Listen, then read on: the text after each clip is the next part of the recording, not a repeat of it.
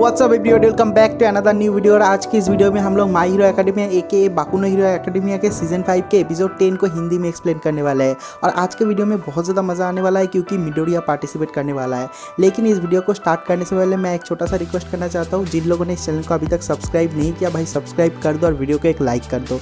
तो अभी ज़्यादा टाइम वेस्ट ना करते हुए आज की इस अमेजिंग वीडियो को शुरू करता है इस इंट्रो के बाद।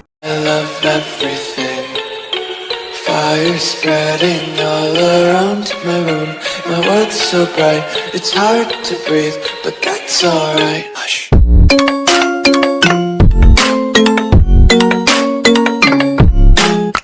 तो 10th एपिसोड के स्टार्टिंग में हम लोगों को पिछले कुछ एपिसोड्स का रिकैप दिखाया जाता है और उसके बाद इस एनीमे का ओपनिंग सॉन्ग स्टार्ट होता है। ओपनिंग सॉन्ग खत्म होने के बाद हम लोगों को इस शहर का सबसे टाइट सिक्योरिटी रूम को दिखाया जाता है, जहां पर ऑल फॉर वन के हेड को उन लोगों ने पकड़ के रखा हुआ है और वहां पर 24/7 लोग गार्ड दे रहे हैं उसके ऊपर। लेकिन उसके बाद भी दिखाता है कि वो हिल रहा है कुछ दिनों से और उसके बाद दिखाता है कि वो बात कर रहा है, कहता है कि मेरे भाई के जो आवाज़ है वो मेरे कानों में आ रहा है। और ये वाला सीन भी यहीं पर कट हो जाता है। तो उसके नेक्स्ट सीन में दिखाता है कि मिडोरिया का फाइट स्टार्ट हो गया है दूसरे टीम के साथ। और यहाँ पर दिखाता है जितने सारे टीचर है उनमें ऑल माइट के पास एक फ़ोन कॉल आता है। तो ऑल माइट वो उस फोन कॉल को रिसीव करने के लिए साइड में चला जाता है और दिखाता है कि ग्रैंड टोरिनो ने उसे कॉल किया है। और ग्रैंड टोरिनो ऑल माइट को कहता है कि तुमने मेरे ड्रीम के बारे में मुझसे पूछा था ना, मुझे ज़्यादा याद नहीं, थोड़ा थोड़ा याद है, लेकिन मैं बताता हूँ। ये उस समय का सीन है जब शिमुरा ने वन फॉर ऑल को पहले इनहेरिट किया था। अब शिमुरा कौन है ये तो बताने की जरूरत नहीं, शिमुरा है वन फॉर ऑल के सक्सेसर। ऑल माइट के पहले वन फॉर ऑल उसके पास ही था। तो शिमुरा ने उसे कहा था देखो मुझे ना एक ड्रीम आया है और वो ड्रीम बहुत ही ज़्यादा फीका है, लेकिन मैंने देखा कुछ काले काले लोग, मतलब धुएं के अंदर कुछ लोग आते हैं मेरे सामने जो कि वन फॉर ऑल के और भी पहले के सक्सेसर है। और वो लोग आके मेरे सामने कहते हैं कि अभी टाइम नहीं आया है। तो ग्रैंड टोरिनो बस इतना ही कहता है ऑल माइट को। तो ऑल माइट कहता है कि अभी भी टाइम नहीं आया है, इसका मतलब क्या है? अभी भी टाइम नहीं आया है मतलब टाइम आगे आएगा, वन फॉर ऑल के अगले सक्सेसर के पास आएगा, मतलब मिडोरिया के पास आएगा। तो उसके नेक्स्ट सीन में दिखाता है कि मिडोरिया पूरी तेजी से एनिमी टेरिटोरी की तरफ जा रहा है और वो शिंजो के ब्रेन वॉशिंग पावर के बारे में सोचता है और कहता है कि जब हम लोग वहाँ पर चले जाएंगे हम लोग अपने टीममेट के साथ ज़्यादा बात नहीं कर पाएंगे। और वो कहता है कि मुझे उसके ब्रेन वॉशिंग पावर से बच के रहना पड़ेगा और मैं पूरी तरह से रिकवर भी नहीं हुआ हूँ और वहाँ पर जाने के बाद मुझे बहुत सावधान रहना पड़ेगा ताकि मुझे कोई पकड़ ना पाए। तो उसके नेक्स्ट सीन में मोनोमा और शिंजो को दिखाता है कि जो मोनोमा है वो शिंजो को गुस्सा दिलाने की कोशिश करता है। तो मोनोमा कहता है कि क्या तुम मुझे बता सकते हो कि स्पोर्ट्स फेस्टिवल में तुमने जब मिडोरिया के साथ फाइट किया था तब कैसे फाइट किया था, मुझे उसके बारे में ज़्यादा पता नहीं है। तो शिंजो कहता है कि मुझे भी उसके बारे में ज़्यादा पता नहीं था, इसलिए मैंने उसके दोस्तों का इंसल्ट किया था जब उसने मेरे साथ बातें किया था, इस तरह से मैंने उसका ब्रेन वॉश किया था। तो मोनोमा शिंजो के साथ और भी बहुत सारे ट्रिगर्ड होने वाले बातें करता है और कहता है कि तुम और मैं एक ही जैसा हो, क्योंकि हम लोगों को बचपन से ही कहा जाता है तुम लोग जैसे कॉर्क लेके पैदा हुए हो इस तरह के कॉर्क लेके कभी भी कोई हीरो नहीं बन सकता।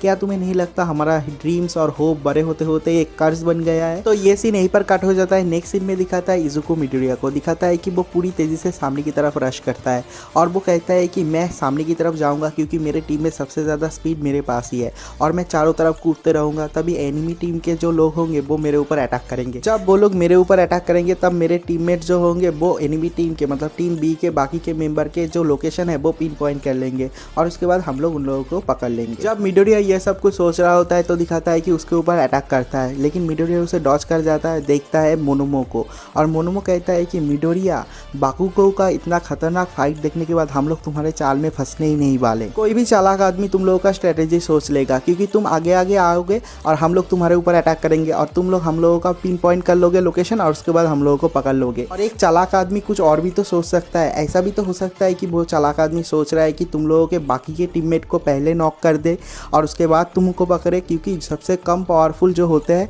वही सबसे पावरफुल को और भी पावरफुल बनाते हैं, जैसे कि बाकुगो के टाइम पे हुआ था। इसलिए हम लोग तुम्हारे बाकी के टीममेट के ऊपर पहले हमला करेंगे और वहाँ पर तो 3 वर्सेस 4 होगा। क्या तुम्हें ये लगता है कि तुम्हारे 3 टीममेट हमारे 4 टीममेट के अगेंस्ट खड़ा हो पाएंगे? कोई चांस है? तो तुम्हें सबसे जल्द मुझे हराना चाहिए और मुझे हरा के यहाँ से वापस जाना चाहिए, उन लोगों के पास जाना चाहिए। और मुझे तो ये लगता है कि शिंजो ने तुम्हारे बाकी के टीममेट को पकड़ भी लिया है और तुम्हें तो जल्द से जल्द करना चाहिए और उन लोगों के पास जाना चाहिए, तुम क्या कर रहे हो? तो मिडोरिया समझ जाता है कि वो उसे एक्साइटेड करने की कोशिश कर रहा है, गुस्सा दिलाने की कोशिश कर रहा है, क्योंकि जब वो गुस्सा हो जाएगा तभी कोई गलत स्टेप लेगा और उस स्टेप का ही वो लोग फायदा उठाएगा। तो मिडोरिया सोचता है कि लगता है इसने शिंजो का ब्रेन वॉशिंग कॉर्क को भी कॉपी किया है, इसलिए वो कुछ भी नहीं बोलता।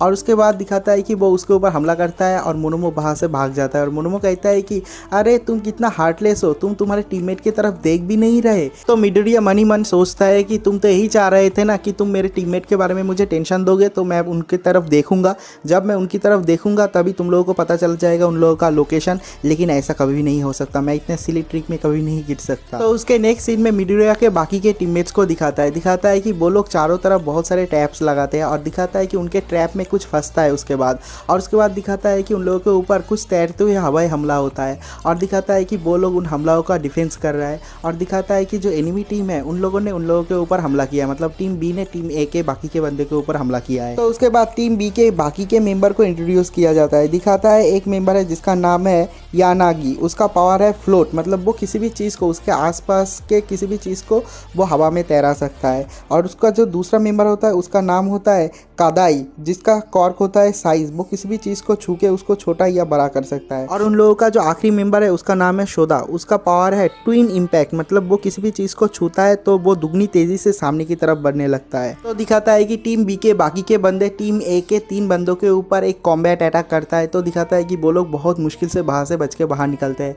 और उराराका कहती है कि लगता है डेकू उन लोगों का अटेंशन ड्रॉ नहीं कर पाया। तो डेकू अभी कहाँ पर है, उसको एनिमी ने पकड़ तो नहीं लिया है। और दिखाता है ये वाला सीन भी एक बार कट हो जाता है। नेक्स्ट सीन में मोनोमा और मिडोरिया का फाइट सीन दिखाता है कि मोनोमा उसे बहुत भला बुरा कहता है उसके बारे में, उसके दोस्तों के बारे में, और उसके बाद बाकू के बारे में भी बहुत सारे बुरे बुरे बातें करता है, जिससे कि मिडोरिया को गुस्सा आ जाए, वो कुछ बोले जिससे कि उसका ब्रेन वॉश कर पाए। तो दिखाता है कि मिडोरिया को भी बहुत ज़्यादा गुस्सा आ जाता है, लेकिन वो कुछ भी नहीं कहता और वो सोचता है कि मुझे जल्द से जल्द उसे पकड़ना पड़ेगा।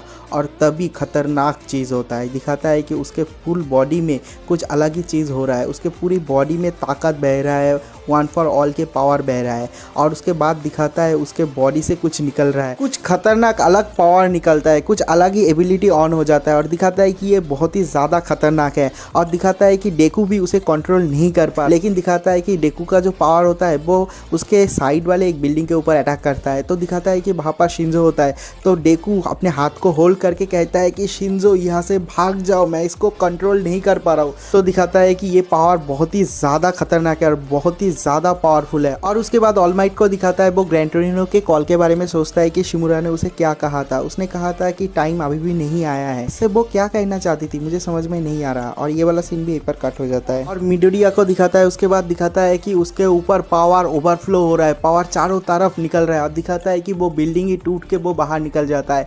और टीम ए टीम बी के जितने सारे मेंबर है, जो स्टूडेंट बाहर बैठ के उन लोगों का फाइट देख रहे हैं, सब लोग कहते हैं कि क्या इसने एक और न्यू एबिलिटी ऑन कर लिया, क्या खतरनाक पावर है। और दिखाता है कि चारों तरफ तोड़ फोड़ मचा रहा है, उसका पावर इतना ज़्यादा खतरनाक होता है।